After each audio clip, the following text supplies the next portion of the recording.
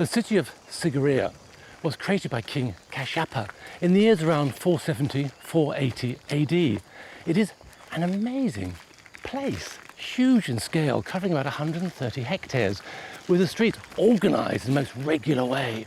But most amazing, at the heart of the city is a colossal rock which was perched, the fortress and palace.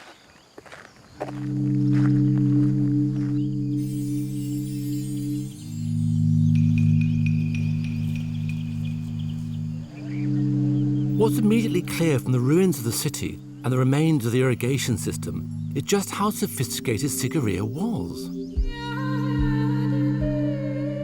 Kashyapa was a Macbeth-type character with the blood of his father on his hands and with a powerful and scheming wife.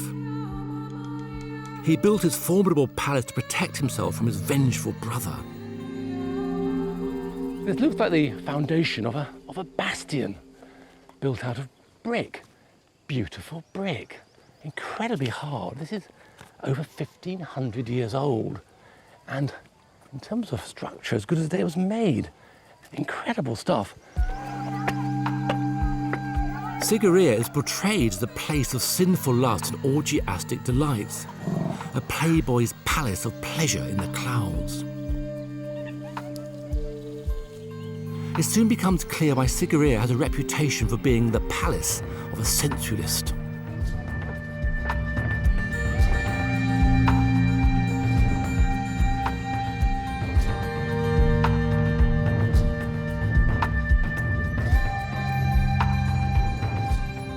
This is called the Cave of Heavenly Maidens. It's more of actually an overhang in the cliff face because we're way above ground.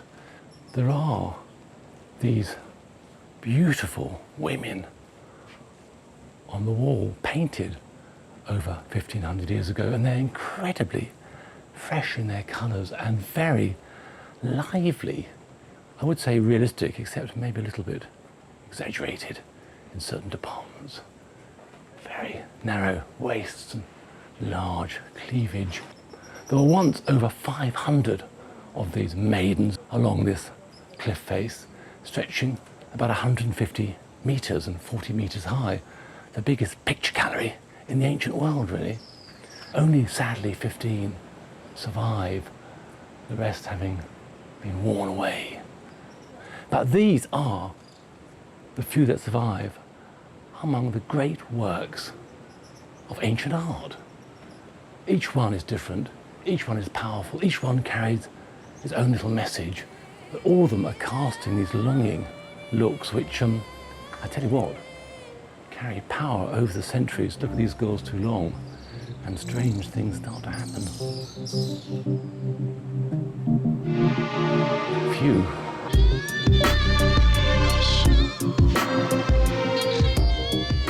These delightful females are apsaras, the celestial maidens of Hindu theology. I'm coming round to the idea that King Kashyapa was pursuing some kind of spiritual quest. Halfway up the rock is something quite extraordinary. A pair of lion's feet, but a gigantic beast. There they are, with massive claws. It's all that remain of a huge lion rising up there.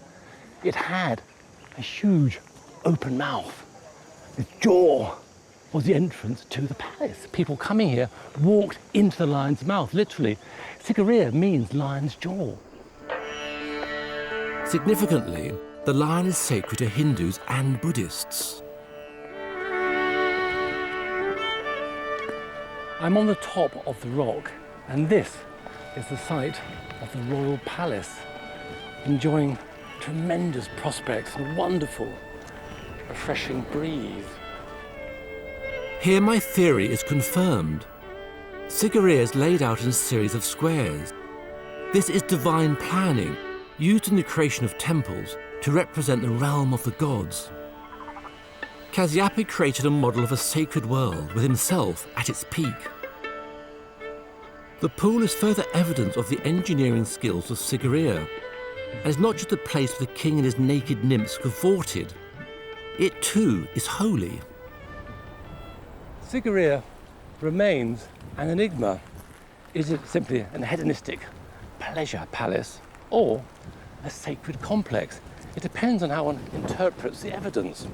It also raises another intriguing, rather difficult subject: sex and religion. Here we see, in those lovely celestial ladies, the Apsaras, the epitome of sex and religion in one form. They are celestial maidens that inspire, that lead to great understanding and insights. It's incredible. Beautiful they are, but they are celestial. The West may see them simply as titillating, but that's not the point. They are, of course, titillating, but it's a means to an end. Here in the East, it's not really a question of sacred or profane, but sacred and profane.